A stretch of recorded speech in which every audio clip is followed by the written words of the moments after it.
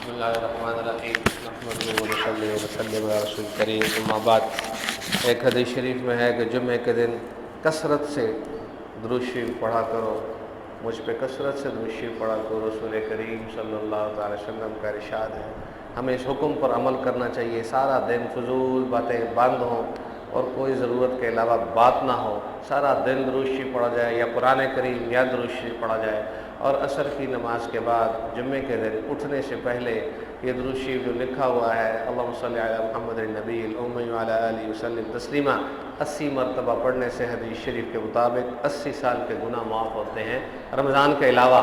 اور رمضان میں پھر یہ 70 سے ضرب دے دیں تو کتنے گناہ معاف ہوں گے، اس لیے یہ والا درود شریف کبھی ناغار نہیں کرنا چاہیے۔ ایک میرے دوست ہیں، وہ بزرگ آدمی ہیں، وہ یہ درود شریف پڑھتے ہیں، اور بزرگان دین صبح سے اس شام کے درود شریف کا انتظار کرتے ہوتے تھے۔ تو میرے یہ جو دوست ساتھی بھائی ہیں نا، انہوں نے ایک دفعہ اپنا سنایا کہ میں یہ درود شریف پڑھتا ہوں تو خواب میں حضرت عائشہ رضی اللہ تعالیٰ عنہ کی زیارت ہوئی، اور انہوں نے فرمایا کہ یہ درود شریف پہلے میرے پاس آتا ہے، پھر آگے تقسیم کیا جاتا ہے۔ تو اس میں آل اولاد کا بھی ذکر ہے، اس لیے جمعے کا دن خاص طور پر درود شریف کا دن ہے، کثرت کرنی چاہیے۔ اللہ پاک ہمیں عمل کرنے کی توفیق عطا فرمائے، آمین۔